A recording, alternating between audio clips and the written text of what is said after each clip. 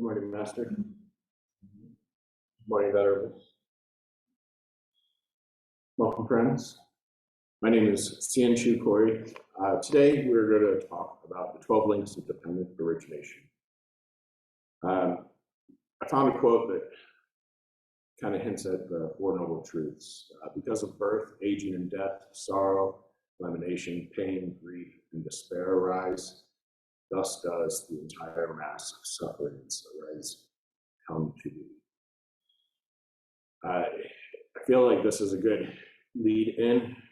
If you can kind of keep this in your mind as we go forward here.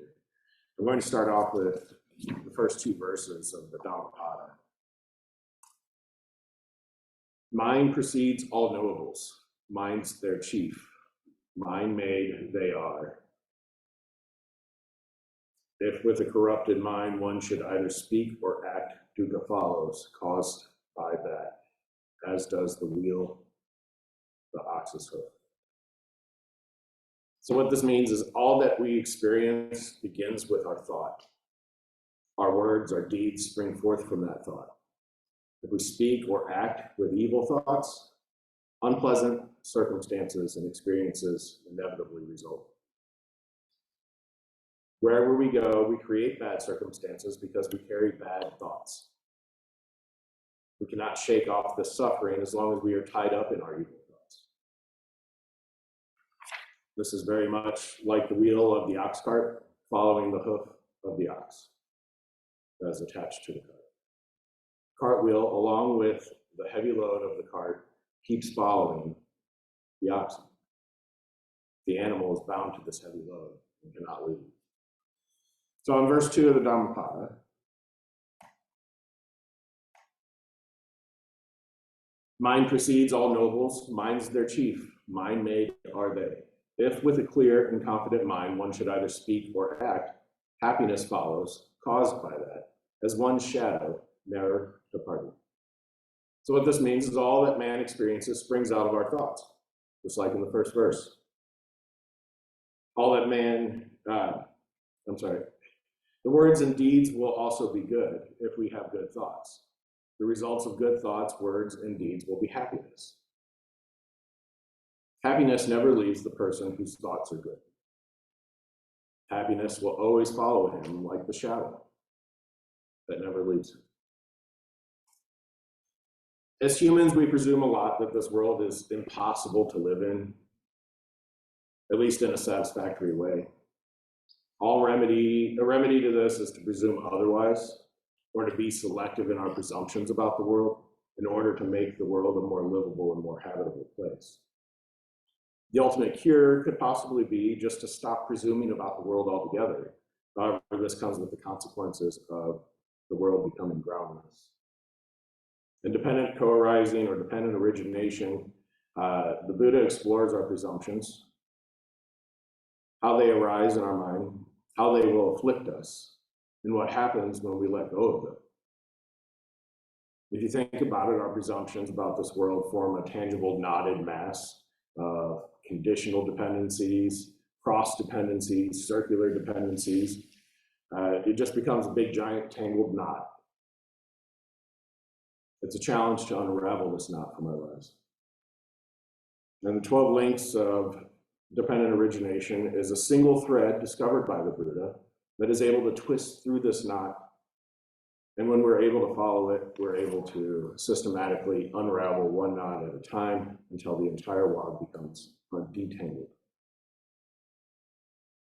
This teaching of the chain of dependent co-arising is among the deepest teachings spoken in the early Buddhist text, in which the conditional arising of the illusory self caught in samsara plays a starring role.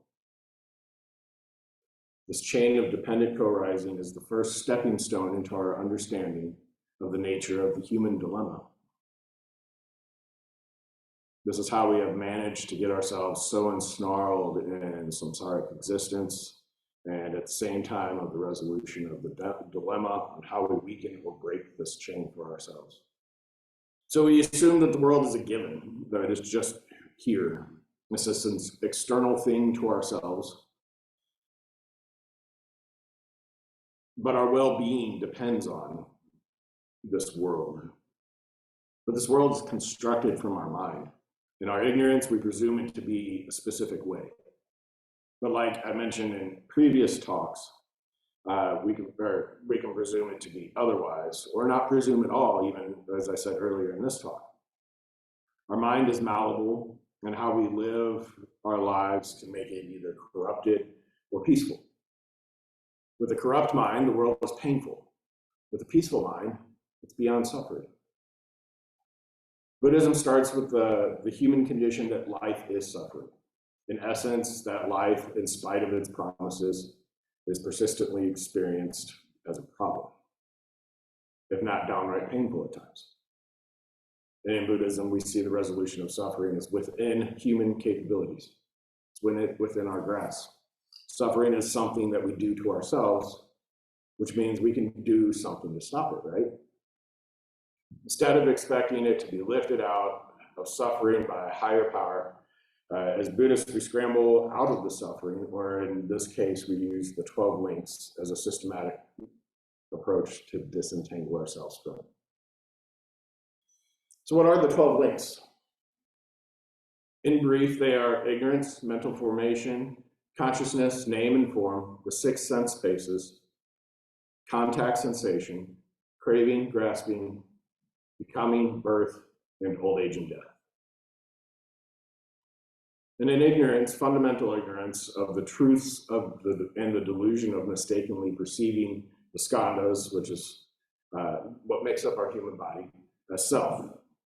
Mental formations, as long as there is ignorance, there is a formation of karma, positive, negative, and neutral. Karma is the cause of our rebirths. In consciousness, formations cause the consciousness of the next existence. Name and form, this is the 5 aggregates, or the 5 skandhas, which is form, feeling, perception, formations, and consciousness. The 6 sense bases are your eye, ear, nose, tongue, body, and mind. Contact, this is the coming together with objects or sense faculties like your eyes, touch, and your consciousness contact. Sensation is the form contact arises sensation. So pleasure, pain, neutral. Craving is the development of desire, not to be separated from an object or a pleasurable sensation, or to be free from it, to push it away. Grasping, as craving increases, it develops into a grasping nature, actively striving to never be separated from what is pleasurable, or actively striving to avoid what is painful. And then becoming, through grasping, one acts with our body, speech, and mind to create the karma. Rebirth, through the power of this becoming, one is reborn in a particular birthplace, whenever the necessary conditions are assembled at the end. Old age and death. So following rebirth, there is this continual process. As soon as we are born, we start aging. And as the aggregates change and develop, eventually comes death. I'm well aware that some of you might say that this is a difficult subject to comprehend and understand. This is one of the most important teachings and most profound in Buddhism. In fact, very frequently, the Buddha expressed his experience of enlightenment in one of 2 ways, either in terms of having understood the 4 Noble Truths, or in terms of having understand the 12 ways of dependent origination. So on this basis, we can see a close similarity between the 4 Noble Truths and dependent origination. What they have in common is the principle of causality, the law of cause and effect, or action and consequences. If we look at the 4 Noble Truths, we see the first 2, suffering and the cause of suffering, and the last 2, the end of suffering and the path to it. In these 2 groups, it is the law of cause and effect that governs the relationship between both of them. Suffering is the effect of the cause of suffering. And similarly, The end of suffering is the effect of the path to it. The dependent origination principle is a cause and effect independent origination. We have more detailed descriptions of what actually takes place in the 12 links. So the Buddha gave a couple of very simple examples in dependent origination. In one example, he used an oil lamp. The flame is dependent upon the oil and the wick. When the oil and the wick are present, a flame is able to be produced. If either of those things are absent, the flame will cease. It will never exist in the first place. And a second one, he gave a sprout. It's dependent upon a lot more things. It's dependent upon the seed. It's dependent upon the earth. It's dependent upon air and sunlight. Once you have all of these ingredients, the sprout is able to grow. If any of those ingredients are missing, the sprout no longer exists. I feel like these two simple examples we can all safely make an assumption that all things follow dependent origination. All phenomena arise depending upon a number of causal factors. This is the principle behind dependent origination. Let's look at it through the application of suffering and rebirth. Dependent origination is primary teaching that has to do with the problem of suffering and how to free ourselves from it. It is literally a description of evolution. So briefly, they are ignorance, mental formation, consciousness, name, form, sixth sense basis, contact sensation, thirst or craving, grasping, becoming, birth, and old age and death. There are two ways that the 12 links are understood. The first was a popular method, and if we look at it, it is sequentially, meaning that it is through 3 periods of time. It's over the periods of 3 lifetimes, to be more specific. We start with the past life, the present life, and then into the future life. In this case, ignorance and mental formation belong to our past life. They represent the conditions that are responsible for the occurrences in this life. Consciousness, name and form, the sixth sense basis, contact, feeling, craving, clinging, and becoming all belong to our present life. They process the evolution of what takes place here at this present time. And then the last two components, birth, old age, and death, belong to our future life. According to this, we can see how the 12 links get distributed over the 3 lifetimes and how the first 2, ignorance and mental formations, result in the emergence of this life. However, I'm going to focus more on a more popular understanding of the 12 links. It's a cyclical interpretation. It has more support from Buddhist masters, and it's called cyclical because it doesn't depend on the distribution through multiple lifetimes. It breaks down in a way that says, if this exists, so does this. If this ceases, then this ceases as well.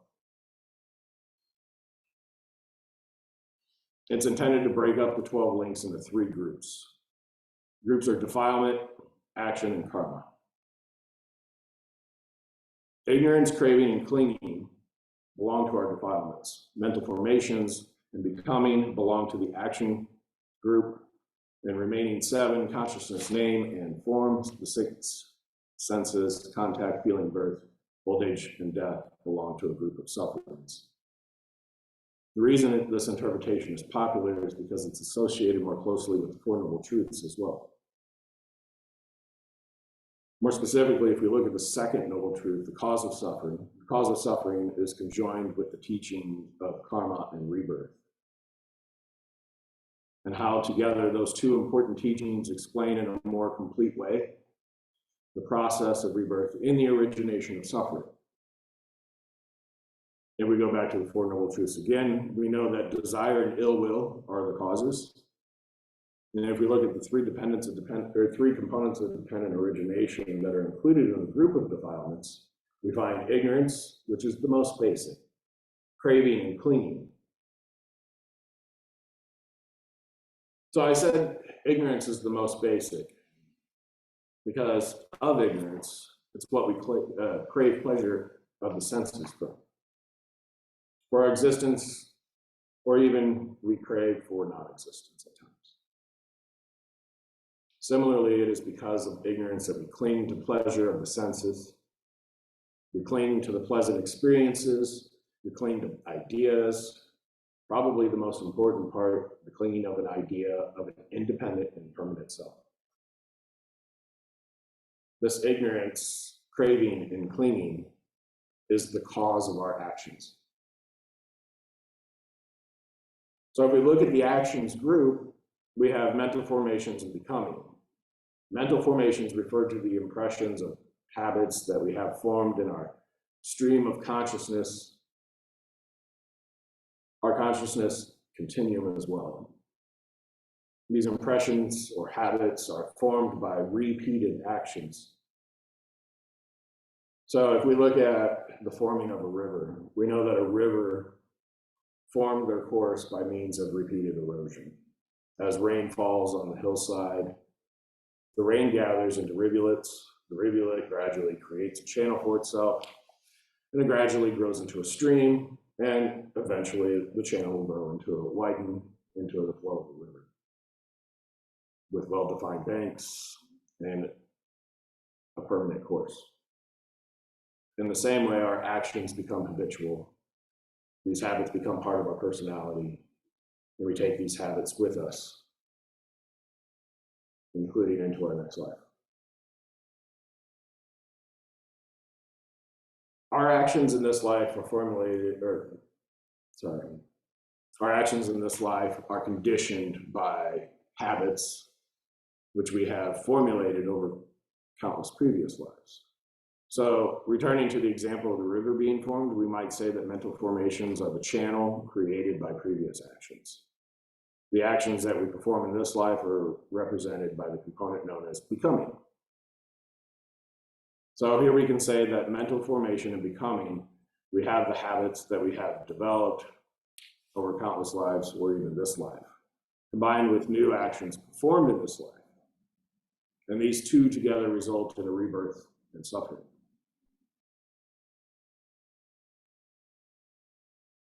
So this is a very abbreviated summary of the 12 links here. We have defilements, which may be described as impurities of the mind, ignorance and craving, and clinging. And these mental impurities result in the actions done in previous lives and our habitual actions in this life. We are liable to conform to patterns established.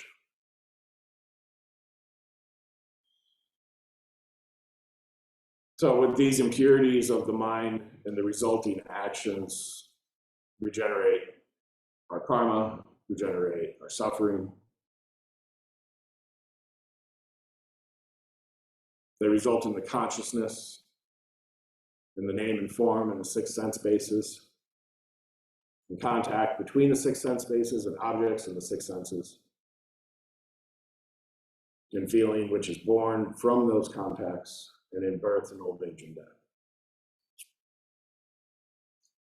In the second interpretation, the cyclical interpretation, the 5 components of dependent origination included in the group of defilements and actions, ignorance and craving, clinging and mental formation and becoming are the causes of rebirth and suffering. Consciousness, name and form, six senses, contact, feeling, birth, and old age and death are the effects of the defilements, or the effects of our actions. Together, the defilements and the actions explain the origin of our suffering in the particular circumstances in which each of us find ourselves, in which we are born, in which we exist in. So in my last talk that I gave in October, I talked about how it's a fact that defilements are common to every single one of us. However, the actions differ. So where there are defilements,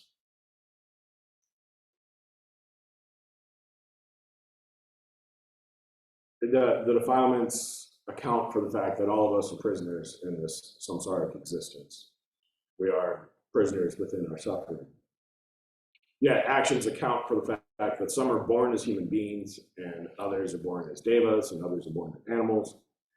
In this sense, the 12 components of dependent origination present a picture of samsara with causes and its effects, and its causes and conditions. So with this limited understanding, we can use it to change our current situation.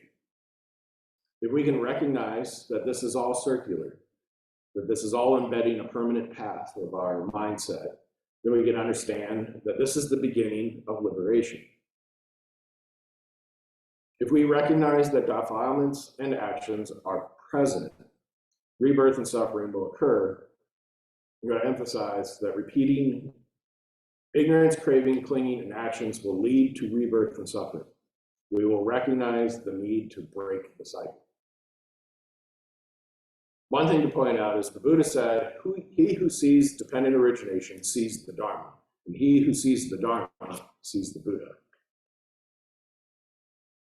So that's why understanding this is the key to liberation. Once we see the functioning of dependent origination, we can set about breaking the circle. We can start by removing impurities of the mind, ignorance, craving, clinging. Once we can eliminate those, we can change our actions that are performed, change our thoughts. Once actions cease, rebirth and suffering will also cease.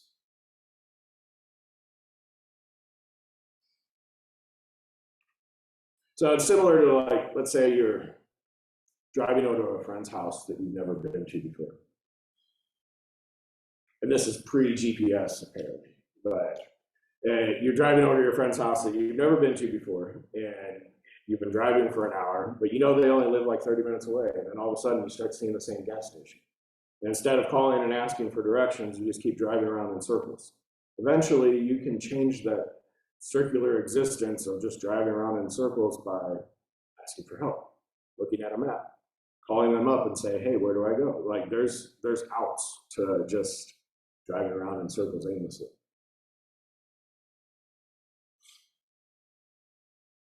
So it's been brought up that dependent origination can be compared to the middle way.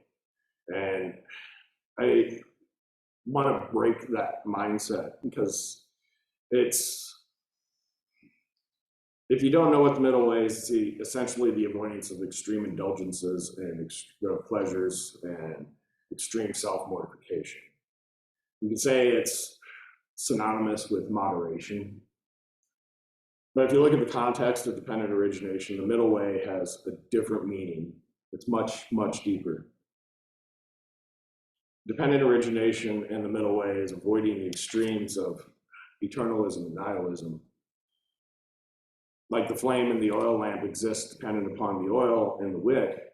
When either of these things are absent, the flame will be extinguished. Therefore, the flame is neither permanent nor independent. This personality of ours depends upon the combination of conditions. Defilements and actions, it is neither permanent nor independent. Recognizing the conditioned nature of our personality, we avoid the extremes of eternalism or affirming the existence of an independent, permanent self. Alternatively, we can recognize that this personality, this life, does not arise by accident or mere chance, but this existence is based on conditions and corresponding causes for us to be here.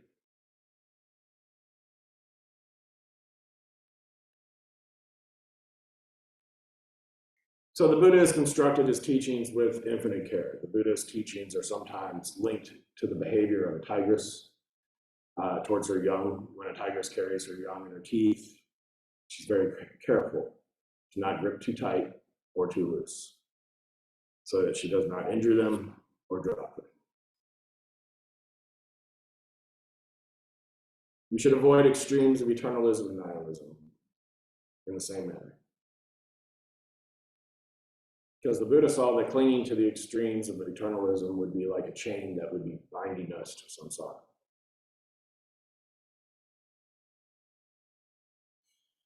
So I'm going to wrap this up with a brief summary. 12 links of dependent origination essentially can be described as when this is, that is. This arising, that arises. When this is not, that is not. This ceasing, that ceases. Dependent origination is an explanation that all things arise in dependence on other things arising. All phenomena are based on this. Let's take the eye, for example. The eye hits a color that is on a form. As soon as that arises, we generate a feeling. When that feeling arises, we determine whether or not it's pleasant or unpleasant, or even neutral. If it's pleasant, your mind attaches to it. You might say, I like that, or I might want to see more of that. That's craving. Immediately after, there are reasons why you like it, or you don't like it. The thinking about and the habitual thinking of, I want more, this is good. This holds true for all the sense doors, whether or not they generate unpleasant or pleasant feelings, or even neutral. You'll have reactions to them. When we define reality, it could be thoughts, feelings, perception, physical objects, or any sense object, senses, smell, or taste. This implies that reality is based on our perception. We can call this perception based on experience. The Buddha said the world is what we see and capture with our sense faculties. This means the same outside world is different from each person. This is called perception. So perception can be summarized with an analogy of seeing an illusion of water during the drought. And as you stand in the hot sun, thirsty and hungry, you see off in the distance what appears to be water, but you fail to understand that it's only a mirage, and it's merely the sun's reflection.